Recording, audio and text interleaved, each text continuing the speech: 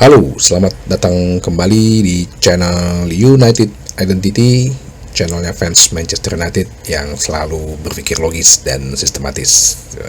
Semifinal Liga Champion Inter Barca betul-betul seru ya.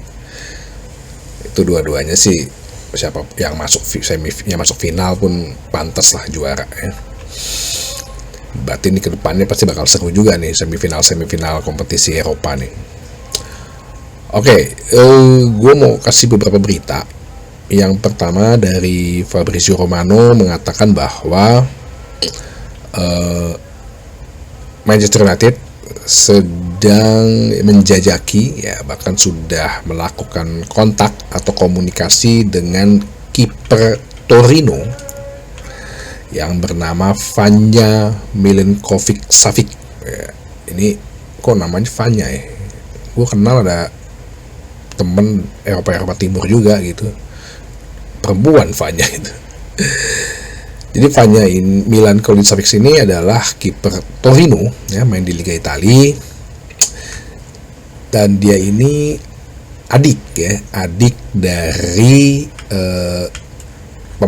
bekas pemain Lazio yang sekarang bermain di Al Hilal, yaitu yang mau ngebeli Bruno Fernandes, itu adiknya dari Sergei Milinkovic-Savic. Nah, jadi si Vanja Milinkovic-Savic ini agak ada story-nya juga gitu. Jadi dulu dia waktu zaman di Serbia, dulu dia di klub Vojvodina ya. Dia sebenarnya udah dikontrak oleh Manchester United dan udah ada duit transfer lah 1,75 pon sekitar segitulah. 1,75 euro tahun 2014, tapi sama Manchester United dipinjemin dulu nih di Vojvodina, klub asalnya. Oke, jadi setelahnya 2 tahun dia kesini gitu kan, ke Manchester United. Itu kan biasa ya kayak gitu ya, dibeli ya kayak Diego Leon lah, Paraguay dibeli, tapi ya udah lo seharusnya pinjemin dulu deh sampai akhir musim di sana, entar setelah 1 tahun di sana lo balik ke sini, lo kesini ke Manchester United. Nah, udah setahun berlalu, 2015, ternyata dia nggak dapet izin kerja dari pemerintah Inggris. Ya nggak tahu kenapa sebabnya. Jadi dia statusnya pemain Manchester United. Kalau lu lihat di datanya dia, tapi dia nggak pernah main, jadinya hitungannya. Ya karena nggak bisa dapat izin kerja, ya mau nggak mau Manchester United harus melepas dia gitulah. Dan saat itu dijual ke klub Polandia, baru tahun 2017 diambil oleh Torino. Awalnya dia jadi second kiper ya, Salvatore Sirigu kan si Torino, kiper utamanya. Cuman ya sejak ya 3-4 tahun terakhir ini dia udah jadi kiper utama. Umurnya 28 tahun ya, cuman wajahnya sih buset kayak umur 50 begini. Tingginya 2,02 meter. Wow. Kalau secara posisi sih mungkin ya ini mirip bukan posisi apa? Postur ya, mirip Baindir. Tapi yang gue pernah nonton di beberapa kali, memang dia bukan tipe ball playing gitu loh, nggak. Tapi memang dia dari sisi shot stopper bagus, dari sisi shot stopper ya. Jadi ya kiper tradisional lah. Cuman gue ada sedikit data melihat bahwa perbandingan dia dengan Onana, kalau lo lihat gitu ya, si Milinkovic-Savic ini yang warna biru, Onana yang warna merah. Dari sisi yang lain ya, save, kebobolan, terus juga crossing ya, sweeper area, sweeper untuk menyapu bola gitu ya, itu bagusan Milinkovic-Savic. Tapi kalau untuk sama ya mistake pun juga masih lebih rendah Milenkovic Savic gitu. Jadi gue nggak tahu nih maksudnya apakah ini menjadi kiper utama atau sebagai backup, tapi basicnya sih sebetulnya Ruben Amorim dikabarkan sebenarnya dia senang atas satu dengan profil Andre Onana gitu ya. Cuman kalau kita bisa ngedapetin satu kompetitor yang mungkin sih sedikit berbeda ya, badan tinggi besar gitu ya, jadi kayaknya MU tuh memang cocoknya badan kiper-kiper tinggi-tinggi gede deh.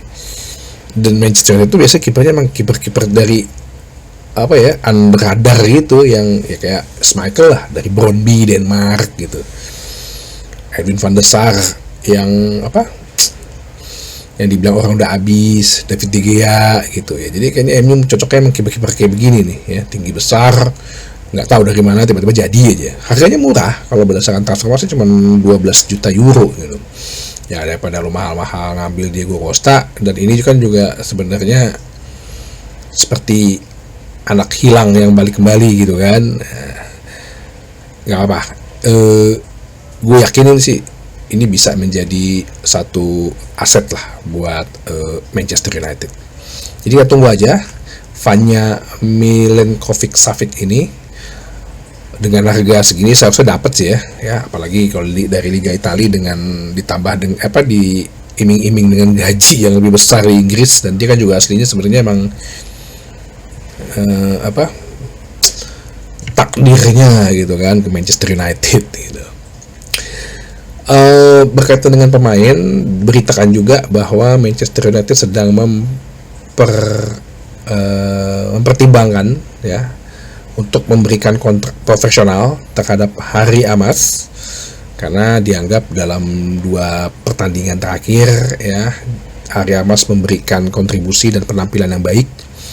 Dan gua rasa ya nggak apa-apa dikontrakin aja, dijadiin pemain profesional. Dia bisa jadi backup Patrick Dorgu kalau kita pengen lepas Luke Shaw itu ya, yang ya begitulah angin-anginan gitu. Nah ini yang menurut gue juga langkah Manchester United dalam efisiensi, ambil pemain-pemain dari akademi. Tapi kalau misalnya pergi ya udah nggak apa-apa, nggak usah diratapin, nggak usah dibilang pengkhianat ya. Jadi Harry Amas ini kemungkinan akan diberikan kontrak profesional, ya bisa mengikat dia lah, bisa mengikat dia menjadi bagian dari Manchester United. Amas ini baru umur 18 tahun ya, kemarin Maret, pemain kelahiran Inggris, 181 tingginya, terus kemudian posisinya adalah back kiri atau wing back kiri ya. Bisa jadi kalau menurut gue ya kita kasih kontrak profesional. Kalau emang Luke Shaw misalnya bagus ya pinjemin aja dulu setahun biar ada menit bermain kan, mungkin di divisi championship atau di papan-papan bawah, pinjemin aja dulu karena ini anak sebenarnya sih punya potensi, crossingnya bagus gitu. Untuk berita yang terakhir, nah ini gue semakin mau coba telaah gitu ya mengenai Bruno Fernandes. Jadi semua berita gue tampung ya, walaupun sumbernya juga mungkin masih kredibilitasnya ya. Cuman tadi sebelum gue tidur dulu mau nonton itu semifinal Champions League, gue denger ada bukan podcast lah ya, podcast tapi secara video gitu, secara Zoom, antara Andy Mitten dengan Benz Jacob ya, beberapa jurnalis lah, ada namanya jurnalis tuh namanya Benz Jacob. Si Benz Jacob ini bilang ya, gue nggak tahu ya dia dapat informasi atau dapat sumber dari mana ya, dia kan korespondennya apa ya, dia Talksport ya. Berapa kali kok dia bikin berita-berita ya yang bisa diakui lah kebenarannya. Jadi ternyata katanya di kontraknya Bruno Fernandes itu ada release clause sebesar 60 juta pound ya kalau dibilang itu tinggi apa enggak, rendah apa enggak, ya pas sih kalau gue bilang dengan ukuran pemain yang waktu itu kan tahun lalu dia udah perpanjang kontrak ya di saat umur 20 di saat umur udah 29 mau 30 waktu itu, dengan rilis clause 60 juta pun ya menurut gue tuh hal yang wajar ya, dan harga yang pas lah. Dan dikabarkan Al Hilal ini menawarkan pengen bayar mungkin hampir double ke Manchester United untuk melepas itu 120 juta pound. Dan Bruno Fernandes dikabarkan ditawarkan kontrak 3 tahun dengan gaji total itu 65 juta pound per tahun atau sekitar satu seperempat atau 1,5 juta pound lah per pekan gitu. Ya dari sisi Manchester United sih Andy Mitten juga kasih kabar ya, yang gue denger bahwa Bruno Fernandes ini indispensable ya, tidak bisa dilepas gitu, dan Amorim sangat membutuhkannya. Ya semua ini sebenarnya kembali kepada Bruno Fernandes sendiri ya. Gini, tadi kan gue bosan ngomong ya bahwa sebelumnya ya, dan gue tidak akan menampik atau mengingkari pernyataan gue sebelumnya gitu, bahwa lu harus jujur, pesepak bola itu banyak dari kalangan menengah ke bawah. Tetap faktor ekonomi itu jadi alasan utama dan pertama ya, lu juga harus pikirin itu, karena usia pesepak bola itu kan tidak panjang ya. Jadi ini nggak ada istilah pengkhianatan, nggak ada gitu loh.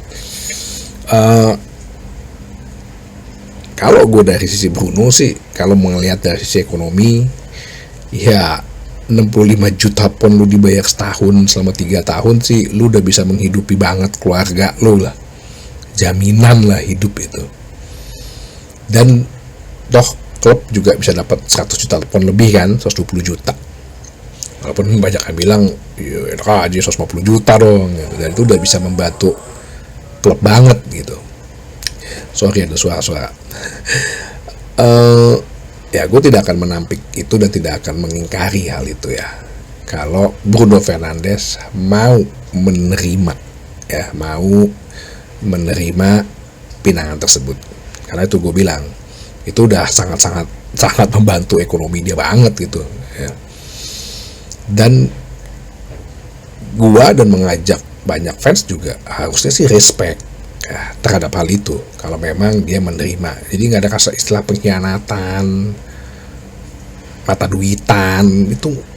Come on, ini tempat mereka cari makan gitu, tempat kita cari makan juga gitu, tempat di mana manusia mencari suap nasi. Lu mikirnya di situ aja ya. Kalau Manchester United sendiri sih, kalau dari sisi gue, kalau memang dia menerima ya gue juga nggak akan menyalahkan klub gitu loh. Apalagi dengan uang segitu plus dengan penjualan Nice yang udah gue bilang kan, penjualan pemain, mungkin kita bisa dapat 300-400 juta kali. Itu benar-benar bisa merombak total tim, plus dengan mungkin nambah-nambahin duit bangun stadion ya.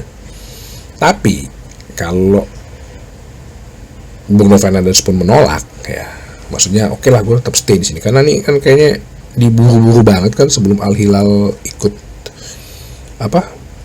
Piala Dunia klub antar klub kan, siapa lu gitu nyuruh-nyuruh gitu ya. Kalau dia menolak pun ya gue juga tetap salut sama dia, tetap salut, sangat salut gitu ya. Loyalitas kan, berarti dia memang pengen memberikan loyalitas, tapi tidak menghilangkan kritik gue juga ya terhadap gaya kepemimpinan dia yang suka ngomel-ngomel kayak nenek-nenek itu. Kalau menurut gue sih pertama ya gue bilang nggak apa-apa ya kalau kita jual Bruno, itu nggak apa-apa. Dan apakah kita akan worse tanpa Bruno, lebih buruk kan kita nggak tahu. Siapa penggantinya? Kalau penggantinya bisa sesuai dengan apa yang diinginkan Amorim, anak buahnya lah Trincao dari Sporting, atau Morten Hulman, atau Ederson Atlanta, yang Amorim merasa sangat cocok bermain sebagai tim gitu ya. Kalau emang sistemnya benar sebagai tim berjalan, nah, itu juga harus kita pikirin gitu. Kalau dia pergi, kalau apakah akan lebih baik ya nggak tahu juga gitu. Nggak tahu juga dengan Bruno akan lebih baik apa enggak. Bisa aja.